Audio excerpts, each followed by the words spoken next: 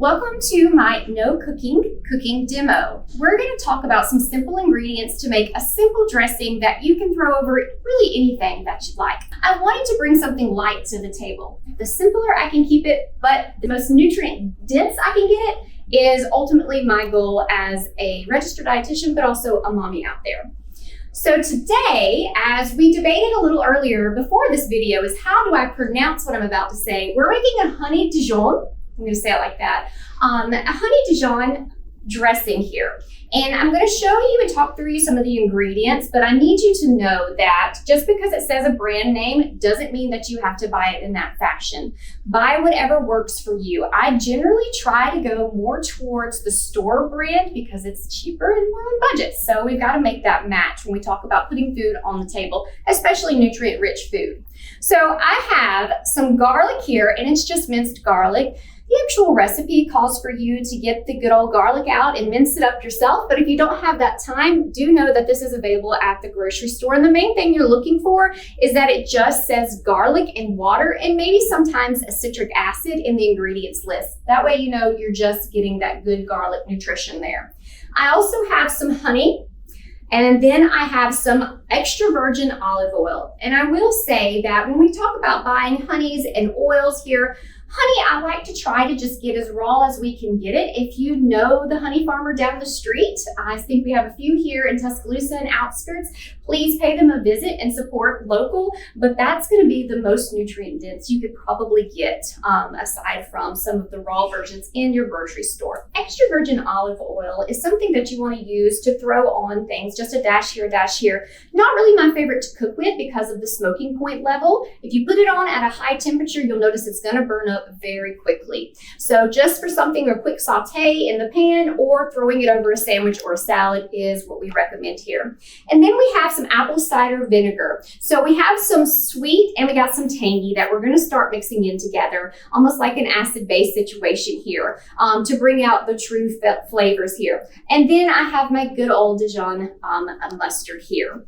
Now with these ingredients, again, we try to keep them as simple as we can. Make sure that there's no added sugars or added sodiums to get the best nutrition facts label on these products as we can. So what I'm going to show you here is really just how to toss it up in a bowl. All right, so I've got about a teaspoon of garlic here. Now, if you are going to divvy it up yourself, that's fine. You can do that, but you'll have to get out the good knife and mince up about 1 clove's worth here. Now, here I do have about 2 tablespoons of raw honey. I've got 3 tablespoons of my extra virgin olive oil, 3 tablespoons of my apple cider vinegar, and 3 tablespoons of my Dijon mustard here. So I'm just gonna throw all of that in here and then whisk it up. You'll whisk it until, of course, it's all mixed together nicely. Now, if you don't want to do this part, that's fine. Less things to wash. Stick it in a mason jar, put a lid on it, and then shake away. If you got a kid you trust with something glass, all right, get them out there. But you can also use plastic jars that have lids on them as well. Shake it up until it's nice and dissolved together. We want to try to refrigerate this for about 30 minutes until you serve it. Let it chill, let it mix together. And this will last you for over 7 days, 7 to 10 days in your fridge because of that acidity. Now play around with these ingredients as you want. If you want a little bit more kick and tanginess, all right, then you may want to up some of the acids here, something like your apple cider vinegar, or punch up a little bit more of garlic and or the mustard here. Now, for those of you who don't like that extra tang, I would, for overall health and nutrition's sake, try to limit putting a little bit more honey over it. If you want some more sweetness to come out of this, I would recommend maybe something of a non-nutritive sweetener, artificial sweetener, throwing a little bit of that on top, just the powdered version that you would put in your coffee or your tea to give it a little bit more sweet taste. That way you can save some calories and some added sugars, which is really what we're all about. When we start to talk about overall health and nutrition, we want to get a variety of foods. And when we look at pairing this wonderful dressing, I have a couple of options over here. One is just a wonderful, beautiful salad, almost like a Mediterranean or Greek style salad you would see here. And I hope you notice the biggest thing that pops out is the color. The color that projects through your food is projecting nutrition, and that's what we want to go for. For some of my children I work with, and even at home, I tell them our goal is to get about 3 colors or more on your plate. That way you can almost bet you're getting a variety of nutrition. But on this salad, we have here again a variety of foods from the spring mix underneath. A spring mix compared to another lettuce on the shelf, it's just going to be something a little bit sweeter, the lettuce mix there.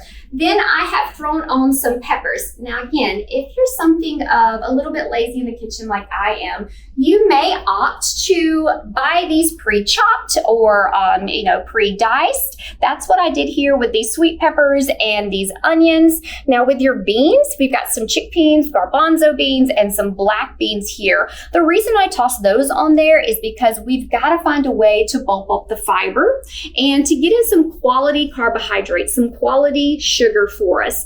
And about per half a cup, these beans will give you somewhere around 4 to 6 grams of fiber. And the average Joe needs about 20 to 35 grams of fiber a day. So we can really start to bump up the fiber when we look at adding beans to different plates when we're planning meals and snacks. Now, I also have down here a pita wrap where I'm just basically taking this stuff, lazy, and shoved it in there. There's nothing glamorous about it, but what it is it's something super versatile now. So again, kids on the road, you're on the road, I don't condone driving and eating, I can't do that. But you have something basically to take with you and to go. My number one tip when using pita is to heat it up in the microwave so it's a lot softer and you can form it better and put your ingredients in. Otherwise, it's just probably going to crumble and break apart from you. I do recommend something of a whole grain or a higher fiber, pita bread, or really any type of grain product that you and your family like. Again, we have the color represented here. And what we would do is simply take our dressing that we shook up moments ago, and we would drizzle in or on top. I like to soak the bread a little bit before I put everything in there and then put a nice drizzle on top.